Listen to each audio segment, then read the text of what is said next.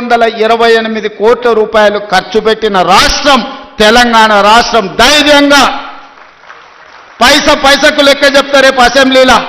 18 నెలల్లో రైతులు పండించిన పంటకు గిట్టుబాటు ధరతో పాటు బోనసు, రుణమాఫీ, రైతు బీమా, రైతు భరోసా కలిపి 1,00,000 కోట్ల రూపాయలు ఖర్చు పెట్టిన ప్రభుత్వం, ప్రజా ప్రభుత్వం, మన ప్రభుత్వం. ధైర్యంగా గ్రామాలకు వెళ్ళి చెప్పండి. ఏ గ్రామంలో అయినా సవాలు విసురుదాం. ఆ 10 సంవత్సరాల వాళ్ళు చేసిన రైతు రుణమాఫీ ఎంత, ఒక్క సంవత్సరంలో మనం చేసిన రైతు రుణమాఫీ ఎంత.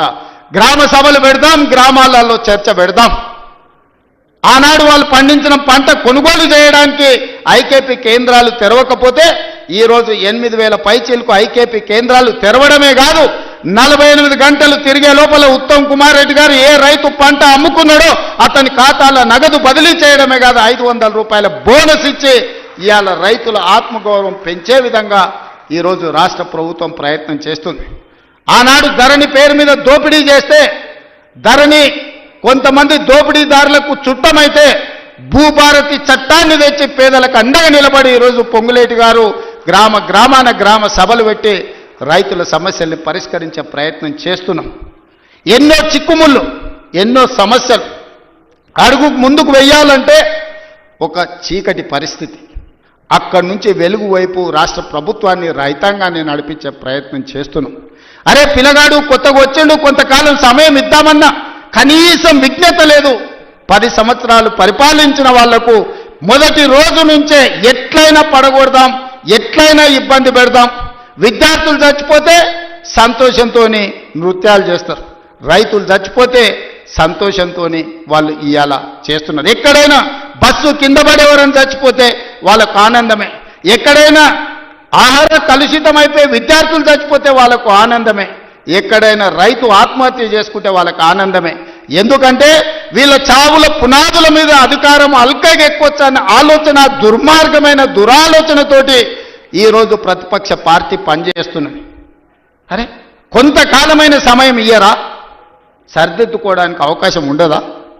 5 ఏళ్ల కోసం ఎన్నికైన ఈ ప్రభుత్వం ప్రజల కోసమే పనిచేస్తుంది కదా. ప్రతినిత్యం మీ మధ్యలోనే ఉన్నాం కదా. ఎక్కడైనా ఫామ్ హౌస్లో పండుకున్నామా, ఎక్కడైనా దాచుకున్నామా? లేం కదా, మీ మధ్యలోనే ఉన్నాం కదా. ఎవరు వచ్చినా కలుస్తున్నాం కదా. నేను కానీ మా మంత్రులు కానీ ఏ ఒక్క రోజైనా ఈ రైతాంగాన్ని కలవకుండా, మా ఎమ్మెల్యేలు గ్రామాలు తిరగకుండా ఎక్కడైనా ఉన్నారా ఈ 18 నెలల? గతంలో ఎప్పుడైనా ముఖ్యమంత్రి ఎన్నిసార్లు కనిపించిండో లెక్కలు తీయండి. ఎన్నిసార్లు సచివాలయానికి వచ్చిండో మీరు చూడండి. ఈనాటి పరిపాలన చూడండి. అంతెందుకు, టెలిఫోన్ ట్యాపింగ్ గురించి మీకు తెలుసు కదా. భార్యాభర్తలు మాట్లాడుకుంటే కూడా ఫోన్ లేని పరిస్థితి ఆయనలో ఉండే. ఇవాళ మమ్మల్ని బహిరంగకు వచ్చి ఏమన్నా దూషించినా ఫోన్లలో మాట్లాడుకుని మీకు అందరికీ స్వేచ్ఛగా లేరా? ఫోన్లలో భయపడుతారు ఇప్పుడు మాట్లాడానికి. గతంలో ఎట్లుండే, ఇవాళ ఎట్లుంది? ఈ స్వేచ్ఛ 4 కోట్ల తెలంగాణ ప్రజలకు వచ్చిందా, రాలేదా? తెలంగాణ ప్రజలు కోరుకున్నది స్వేచ్ఛ కదా, సామాజిక న్యాయం కదా, సమాన అవకాశాలు కదా. ఈనాడు కులగణన కావచ్చు, లేకపోతే ఎస్సీ వర్గీకరణ కావచ్చు. ఇవాళ మంత్రివర్గంలో 4 దళితులు, ఒక స్పీకర్, 5 మంది ఉన్నారు. ఆ ఒక ఏకలింగం ఉండే, ఆ ఏకలింగం ఉండే ఆ ప్రభుత్వంలో.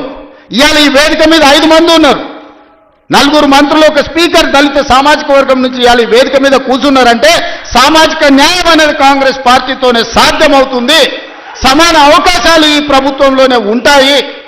60,000 ఉద్యోగాలు ఇచ్చింది మన పార్టీ, మన ప్రభుత్వం సంవత్సరం తిరిగే లోపల. నేను ఛాలెంజ్ చేస్తున్న భారతదేశంలో స్వతంత్రం వచ్చినప్పటి నుంచి ఏ రాష్ట్ర ప్రభుత్వమైనా, ఉమ్మడి రాష్ట్రంలో కూడా ఆనాడు ఆంధ్రప్రదేశ్లో కూడా ఒక్క సంవత్సరంలో 60,000 ఉద్యోగాలు ఇచ్చిన చరిత్ర లేదు. మన ప్రభుత్వం 60,000 ఉద్యోగాలు ఇవాళ ఇచ్చింది. శాఖల వారిగా నేను లెక్క చెప్తా. ఒకప్పుడు ఉద్యోగాల కోసం తెలంగాణ ఉద్యమమే వచ్చింది. ఒకప్పుడు నోటిఫికేషన్ల కోసం లక్షలాది మంది విద్యార్థులు రోడ్ల మీదకి వచ్చింది. కానీ మన ప్రభుత్వం వచ్చిన తర్వాత అన్నా నోటిఫికేషన్లు ఎక్కువైతే కొంచెం ఆలస్యం, అన్నీ చదువుకోవాలంటే కష్టమవుతుందా, అశోక్ నగర్లో ధర్నాలు చేసిరు. ఆనాటికి ఈనాటికి ఉన్న తేడాను మీరు గమనించండి. ఆ పిల్లల భవిష్యత్తు కోసమే ఈ ప్రభుత్వం ఉంది. మీరే ఈ దేశ, ఈ రాష్ట్ర భవిష్యత్తు మీకోసమే ఈ ప్రభుత్వం పనిచేస్తుంది. మీ భవిష్యత్తును తీర్చిదిద్దాలన్నదే మా ఆలోచన. మాకేముంటుంది, మేము అన్ని సాధించినాం, మాకు రావాల్సిన అవకాశాలన్నీ మాకు వచ్చినాయి, ఇంకా మేము కొత్తగా సాధించేది ఏం లేదు. మాకు ఆనందాన్ని ఇచ్చేదే మీ భవిష్యత్తు. మిమ్మల్ని తీర్చిదిద్దుతే మేము విజయం సాధించినట్టే. ఇవాళ మీ అందరి కోసం ఈ రైతుల పిల్లలే ఈరోజు వ్యవసాయ శాఖ యూనివర్సిటీలో చదువుకుంటున్నారు. ఇవాళ డాక్టర్లైనా, లాయర్లైనా, ఇంజనీర్లైనా, ఐఏఎస్ ఐపీఎస్లైనా ఈరోజు ఈ రైతుల పిల్లలే ఈరోజు డాక్టర్లు, లాయర్లుగా రాణిస్తున్నారు. ఇవాళ ఐఏఎస్లలో మన వాళ్ళు ఉండాలి, సివిల్ సర్వీసెస్లో ఉండాలని ఢిల్లీకి వెళ్ళి చదువుకుంటున్న విద్యార్థులకు రాజీవ్ గాంధీ గారి పేరు మీద వాళ్ళకు ఆర్థికంగా సాయం అందించాలి. పేదోళ్ళ పిల్లలు ఢిల్లీలో వెళ్ళి చదువుకోవాలంటే కష్టంగా ఉందంటే సివిల్స్కు ప్రిపేర్ అయ్యే వాళ్ళకు 2 లక్షల రూపాయలు చదువుకునే పిల్లలకు ఆర్థిక సాయాన్ని మన ప్రభుత్వం అందించింది. ఎందుకంటే పేదోళ్ళ పిల్లలు ఈ దేశంలో ఐఏఎస్లు, ఐపీఎస్లు, ఐఎఫ్ఎస్లు అయితే ఏ రాష్ట్రంలో అయినా ఉండని, ఏ కేంద్ర ప్రభుత్వంలో అయినా పనిచేయని, పుట్టిన ఊరికి ఏదన్నా చెయ్యాలనే లక్ష్యంతో పనిచేస్తారని ఆ పిల్లల్ని సివిల్ సర్వీసెస్ వైపు మనం ఈరోజు ప్రోత్సహిస్తున్నాం. అందుకే ఈరోజు ప్రతి శాఖను ప్రక్షాళన చేసుకుంటూ వస్తున్నాం. ప్రతి ప్రయత్నం చిన్న చిన్న తప్పులు ఎక్కడైనా దొర్లినా ఎంబడే సరిదిద్దుకొని వాటిని ముందుకు తీసుకెళ్తున్నాం. మిత్రులారా, ఇవాళ తెలంగాణ రాష్ట్ర ప్రజలకు ఇదొక సంతోషకరమైన శుభదినం. 8-9 రోజుల్లో 9,000 కోట్ల రూపాయలు రైతుల ఖాతాలో పడుతున్నాయంటే నిజంగా రైతులు ఎవరి దగ్గర